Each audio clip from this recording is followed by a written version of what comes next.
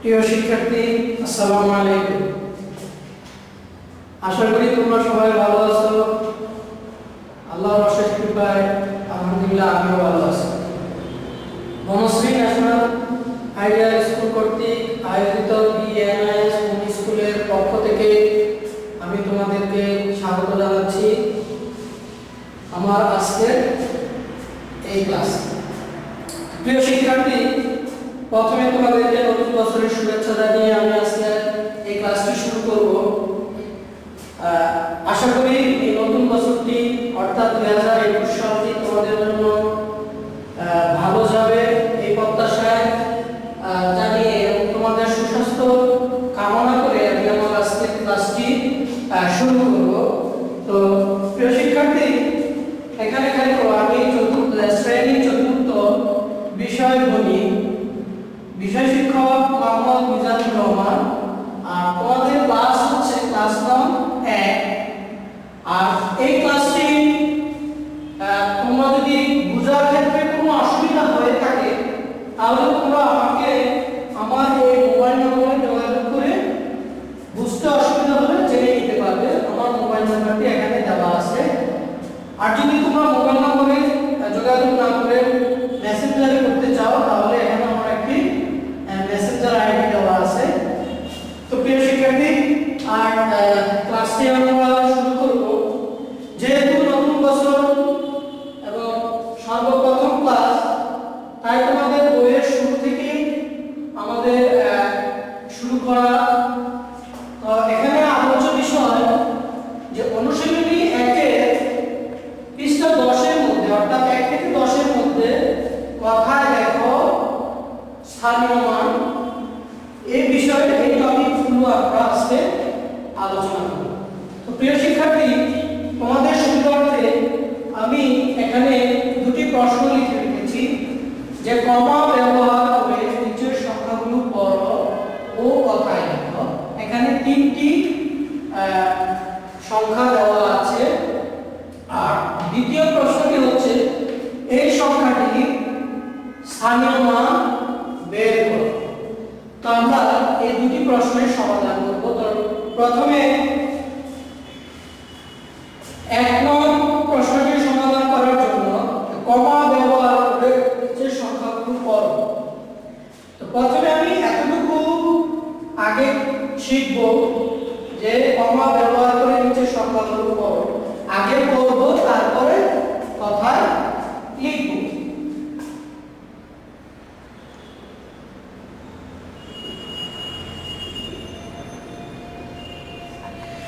দেখো প্রিয় শিক্ষার্থী, পড়ার জন্য আমি এখানে একটি বক্স এঁকে রেখেছি তোমাদের বোঝার সুবিধার্থে। আমরা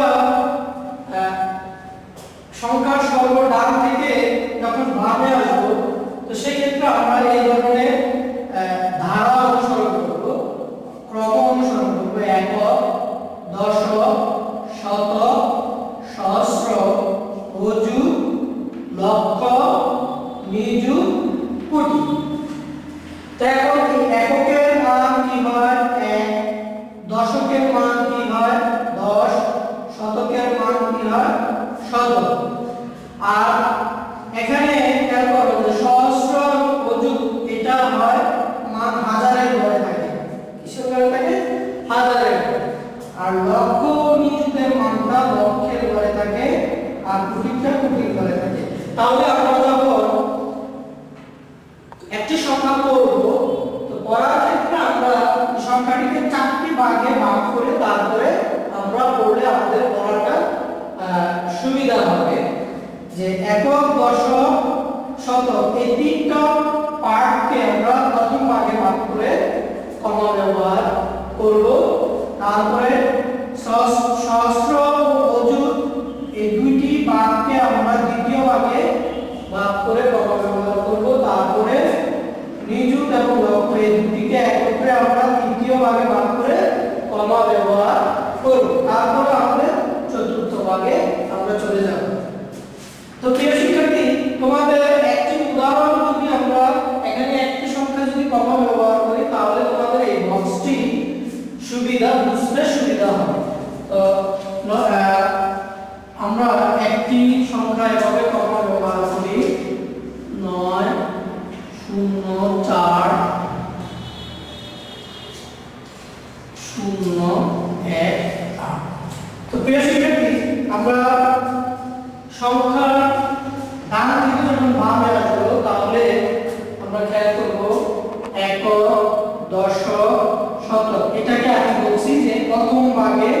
অর্থাৎ এই তিনটা বিষয়কে একটা ভাগ বিবেচনা করে এখানে একটা কমা ব্যবহার করব।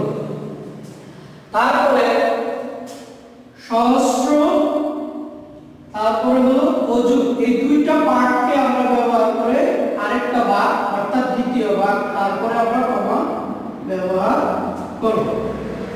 তারপরে দ্বিতীয় ভাগ তোমরা বক্সের ক্ষেত্রে লক্ষ্য করো, লক্ষ্য করলে আমার এই ব্যাপারটা তোমরা বুঝতে পারবে যে আমি কিভাবে কমা ব্যবহার করছি।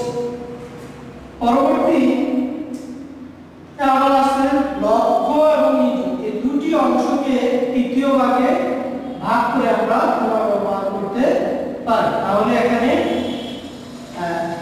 লক্ষ্য এবং নিযুত, এটা লক্ষ্যের মান, তো সেক্ষেত্রে আমরা এটাকে তৃতীয় ভাগে ব্যবহার করে এখানে কমা ব্যবহার করি। এখন যদি এখানে দেখো চারটা ভাগ হয়েছে, প্রথম ভাগ, দ্বিতীয় ভাগ, তৃতীয় ভাগ, চতুর্থ ভাগ, তাহলে আমরা এই সংখ্যাটিকে এখন সহজেই করতে পারবো যে যেহেতু চতুর্থ ভাগে আছে কি কোটি, তাহলে এখানে কোটির গড়ের সংখ্যা অঙ্কটি হচ্ছে 9, তাহলে আমরা সহজেই বলতে পারবো যে এটা 9 কোটি। তারপরে দেখো এখানে লক্ষের গড়ে আছে 4, তাহলে আমরা বলবো 9 কোটি 4 লক্ষ। তারপরে হাজারের সহস্র এবং অযুত, এখানে দুটি অঙ্কই আছে 0 অর্থাৎ 0, এখানে এটা মান শূন্যই থাকলে সেক্ষেত্রে আমাদের এখানে কিছু করতে হবে না, অর্থাৎ 9 কোটি 4 লক্ষ। তারপরে প্রথম ভাগে দেখো একক এবং দশক স্থানে একক হলো 8, তাহলে তার মান 8ই হবে, আর দশক স্থানে অঙ্কটি হলো 1, তার মান 10, তাহলে 10 আর 8 18, তাহলে আমরা বলবো এটাকে 9 লক্ষ 9 কোটি 4 লক্ষ 18। এখন আমরা দ্বিতীয় অংশটি করে দেখি, অর্থাৎ কথায় দেখো, তো কথায় এটা কথায় কি হবে, আমাদের হবে যে সংখ্যাটি 9 কোটি 4 লক্ষ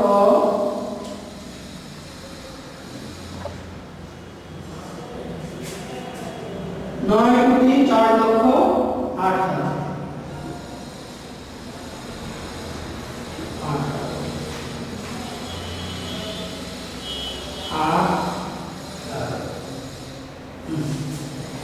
এগুলো কমা ব্যবহার করে সংখ্যাগুলোর প্রথমে করেছি, তারপরে আমরা এটাকে কথায় লিখি। তো অনুরূপভাবে যদি আমরা খ সংখ্যাটি করি, এখানে সংখ্যাটি আছে 5 3 0 0 9 0 2 8, তাহলে এটাকে যদি আমরা চারটা ভাগে যায় তাহলে করি ভাগ। প্রথমে একক দশক শতক নিয়ে একটা ভাগ, তাহলে একটা ভাগের পর আমরা কমা ব্যবহার করব। তারপরে সহস্র এবং অযুত নিয়ে এই দুইটা নিয়ে দ্বিতীয় ভাগ, তাহলে দ্বিতীয় ভাগের পর আমরা একটা কমা ব্যবহার করব। তারপরে লক্ষ এবং নিযুত নিয়ে একটা ভাগ, এই তৃতীয় ভাগের পরে আমরা একটা কমা ব্যবহার করব। তাহলে এখানে চারটা ভাগ আসলো, প্রথম ভাগ, দ্বিতীয় ভাগ, তৃতীয় ভাগ, চতুর্থ ভাগ।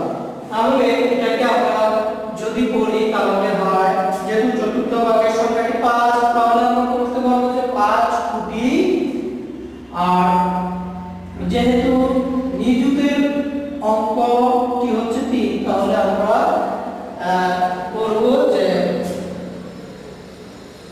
30 লক্ষ, 30 লক্ষ, অর্থাৎ 5 কোটি 30 লক্ষ 9,028। এটাকে আমরা কথায় লিখলে হয় 5 কোটি 30 লক্ষ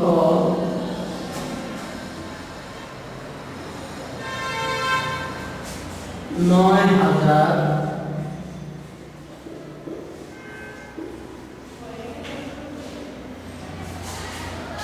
শিক্ষার্থী আমরা বক্সটি প্রয়োজন নেই, তাই আমি বক্সটি মুছে দেই।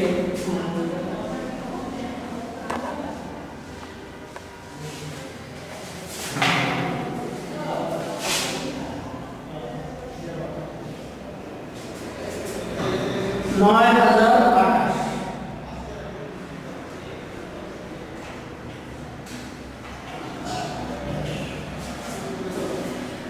পরবর্তী সংখ্যাটি আমরা খুব সহজে এখন আমাদের কোনো সমস্যা হবে না আশা করি। পরবর্তী সংখ্যাটি যদি আমরা করি যে 906060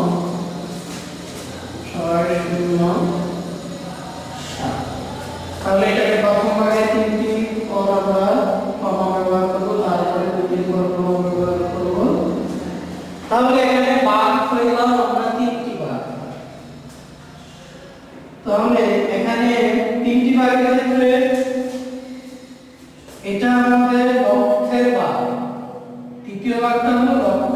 তো লক্ষের এখানে নিযুতের ঘরে অঙ্কটি আছে 9। তো আমরা এখানে লিখে রেখেছি যে 1 নিযুত সমান 10 লক্ষ। তাহলে 9 নিযুত সমান কি হবে? 90 লক্ষ। তাহলে আমরা লিখতে পারি এখানে 90 লক্ষ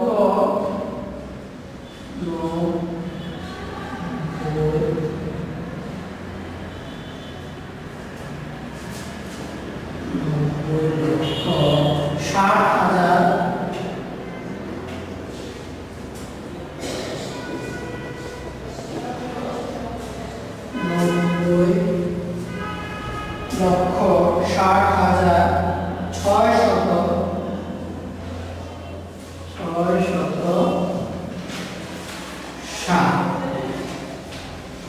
তো প্রিয় শিক্ষার্থী, আমাদের 1 নং প্রশ্নের সমাধান আশা করি তোমরা ভালোভাবে বুঝতে পেরেছো যে কিভাবে আমরা কমা ব্যবহার করে সংখ্যাগুলো করব, তারপরে সেই সংখ্যাগুলোকে কথায় লিখব। এখন আমাদের দ্বিতীয় প্রশ্নে যে একটি সংখ্যা লেখা আছে সেই সংখ্যাটির স্থানীয় মান বের করব। শিক্ষার্থী, আমরা দ্বিতীয় প্রশ্নটির সমাধান করব এখন।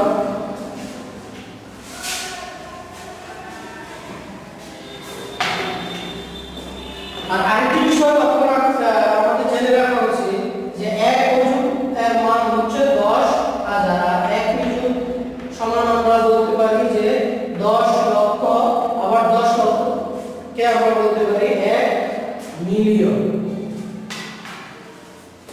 এখন 2 নং প্রশ্নের সমাধান যদি আমরা করি,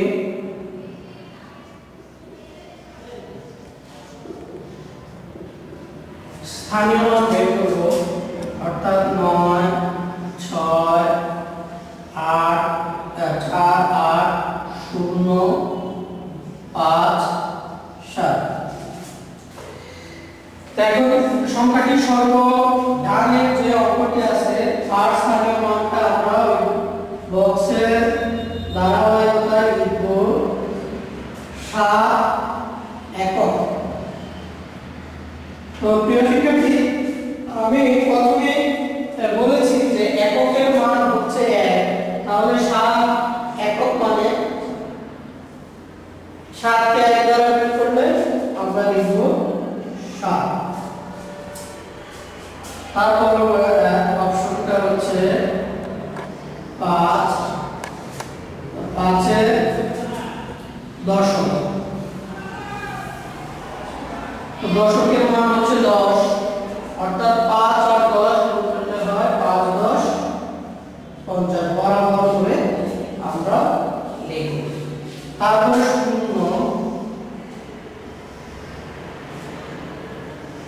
0 শত। তো প্রিয় শিক্ষার্থী, 0 এমন একটি সংখ্যা না অঙ্ক যে অঙ্কটির সাথে এখানে শত, তো আমরা বলেছিলাম যে শত মানে 100। তো 100 শূন্যের সাথে যে কোনো অঙ্ক বা যে কোনো সংখ্যায় যদি আমরা গুণ করি তার মান ফলাফল হবে 0। আর শতকের আমরা এখানে আমরা এটা এইভাবে লিখতে পারি, যেহেতু 3টি ভাগে 3 শূন্য। তারপরে 8 এর স্থানীয় মান যদি আমরা লিখি, শতকের পর আমাদের আসে সহস্র।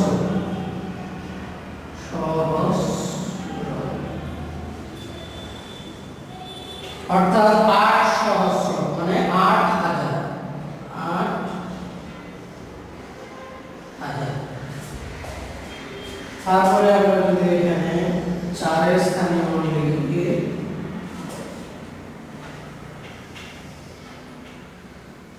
4 অযুত। তো প্রিয় শিক্ষার্থী এখানে 1 অযুত সমান 10,000, তো 4 অযুত সমান মানে 40,000 লিখব আমরা।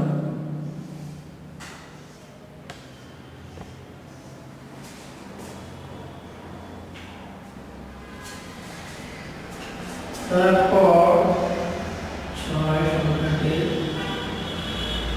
অযুতের পর আমাদের কি আছে, আমরা এটাকে এভাবে লিখতে পারি, এখানে একটা গড় করে একসাথে এটাকে আমরা 1000 লিখতে পারি। এটাকে কি লিখতে পারি, যেহেতু এটা তৃতীয় পদ,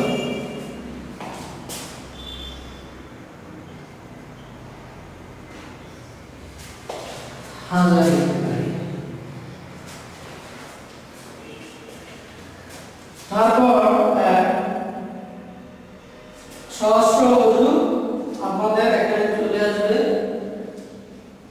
লক্ষ।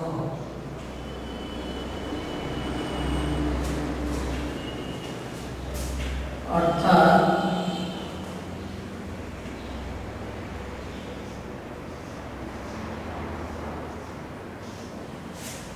ছয় লক্ষ। তারপর আমরা এটাকে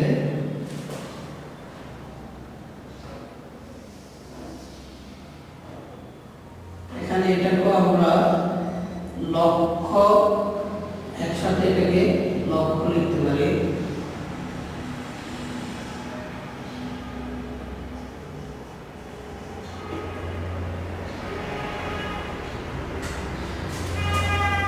লিখব 9 মিলি। তাহলে 1 নিযুত 10 লক্ষ, 9 নিযুত 90 লক্ষ। আমরা এটাকে লিখব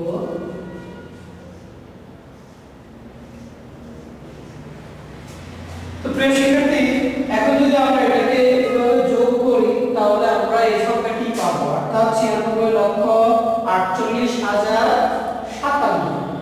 কথায় যদি আমরা এটাকে লিখি যে 96 লক্ষ 48,057, ঠিক আছে। তো প্রিয় শিক্ষার্থী এভাবে আমরা যে কোনো সংখ্যা স্থানীয় মান বের করব। তো শিক্ষার্থী আশা করি তোমরা আজকের ক্লাসটি ভালোভাবে বুঝতে পেরেছো। তোমাদের সুস্বাস্থ্য কামনা করে এবং তোমরা বাসায় নিয়মিত এখন থেকে এই বছরের প্রথম থেকেই মনোযোগ সহকারে লেখাপড়া চালিয়ে যাও এবং আমাদের সাথে যোগাযোগ রক্ষা করো। আর বাবা মার কথা শোনো, বড়দের সম্মান করবে এবং ছোটদের স্নেহ করবে, এই প্রত্যাশায়